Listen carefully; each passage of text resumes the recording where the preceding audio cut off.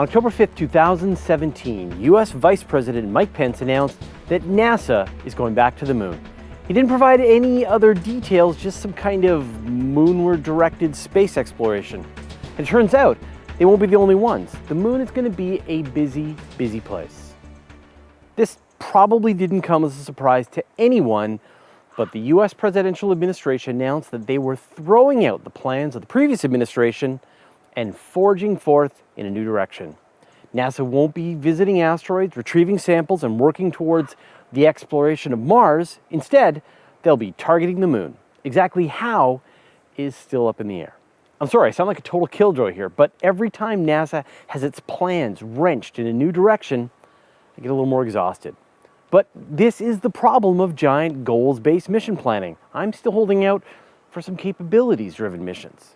However, there are a total of 5 different groups targeting the human exploration of the moon. Nobody near the moon for almost 50 years, and suddenly everybody wants to visit. Let's get into the announcement. On Wednesday, October 5th, Vice President Mike Pence addressed a crowd from the Smithsonian National Air and Space Museum's Stephen F. Udvar-Hazy Center in Chantilly, Virginia.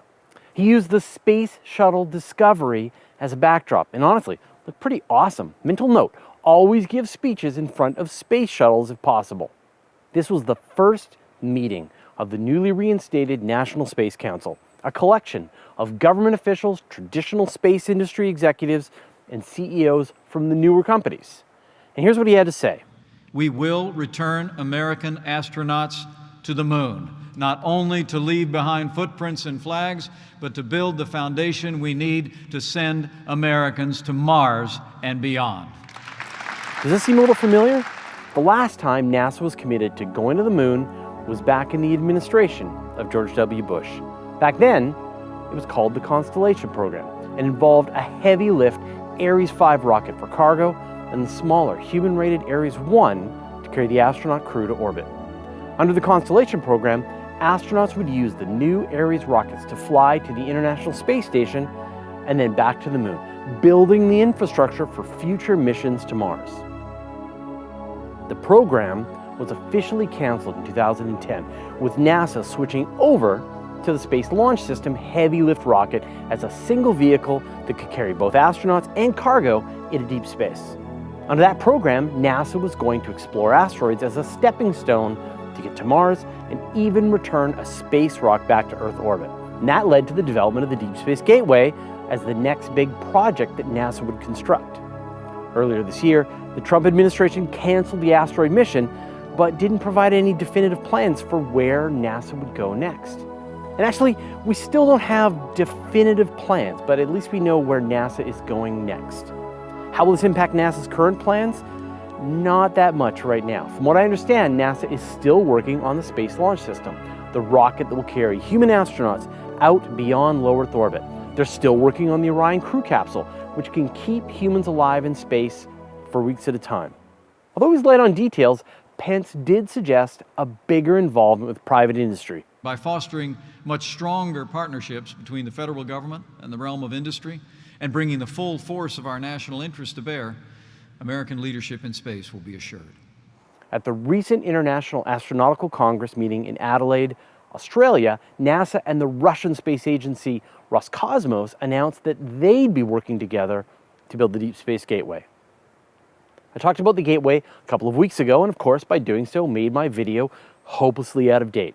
According to the space agencies, Russia will contribute up to 3 modules to the Deep Space Gateway, as well as providing the docking system, which is a very similar commitment that Russia made to the International Space Station.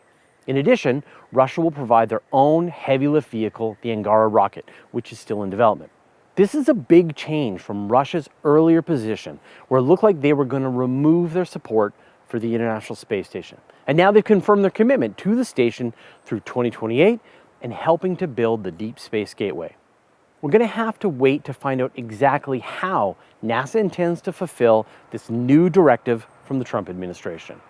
I said there were a total of 5 separate expeditions planned for the moon, and the new NASA plans are only the first. And you'll hear about the other 4 in a moment, but first, I'd like to thank David Purr, the Sieg Home, Anthony Fusco, and the rest of our 802 patrons for their generous support. Wow, 800 patrons. Thanks, everyone. If you love what we're doing and you want to get in on the action, head over to patreon.com/universetoday. As I said, there are 4 more groups looking to send humans to the moon. The European Space Agency has been showcasing their plans for a lunar village for a few years now.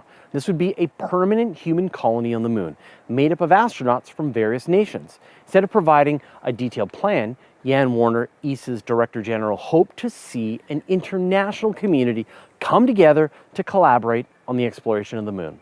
The moon, of course, does have a lot of resources. There are permanently shadowed craters at the poles containing water ice, and groups have demonstrated technologies for 3D printing habitats at a lunar regolith. Next up, the Chinese have been directing more of their attention towards the moon. Their Chang'e program has already sent 2 lunar orbiters to scan the surface of the moon in detail in 2007 and 2010. They sent a lander and rover called Chang'e 3 in 2013 to explore the surface and demonstrate their ability to land a payload safely on the moon. They tested a sample return rocket in 2014, and if all goes well, they'll actually bring samples back to Earth in 2019. Oh, and look at their logo. It's the moon with a couple of footsteps in the middle of it. Humans on the moon. The 4th group trying to send humans to the moon is, of course, SpaceX. During his announcement of the BFR, Elon Musk made it clear that the primary goal for the rocket was to send humans to Mars, building up a colony on the red planet. But he showed how the BFR was perfectly capable of landing on the moon and taking off again, supplying cargo and astronauts to the lunar surface. And finally, on October 17th, Bigelow Aerospace and United Launch Alliance announced their plans to send an inflatable habitat to low lunar orbit. The B-330 would be launched to low Earth orbit atop a ULA Vulcan rocket, inflated and equipped, and then boosted out to the moon. It could serve as a base of operations for NASA astronauts or a lunar hotel for mega-rich space tourists. This makes 5 separate groups looking to send humans to the moon. Wow. So what's going to happen next? It's too early to know. The Trump administration shifted focus to the moon, matching the plans of the Chinese and the Europeans.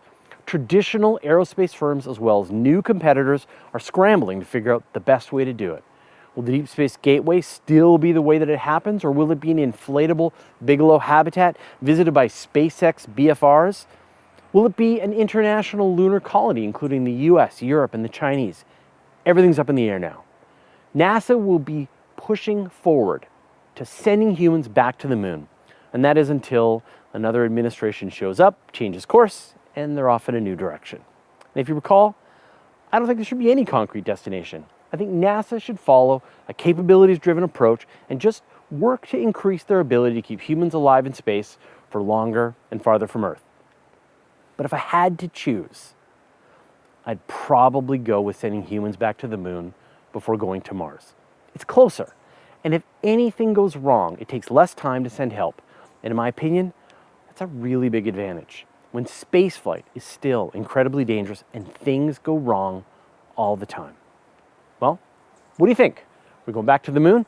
Does this announcement make sense considering the big promises made by Elon Musk and SpaceX just a few weeks ago? Let me know your thoughts in the comments. Now it's time for a playlist, all about going back to the moon and everyone's reaction to the announcement. First, here's the full video of the actual announcement. Just a warning though, this thing's like 2.5 hours long. Our newest episode of the Weekly Space Hangout, where we discuss it. Tomorrow has their coverage of the announcement, a video from ESA about what a moon village would look like, and then another longer video from ESA about their lunar plans. And that all starts right now. There's a really happy Wren over there.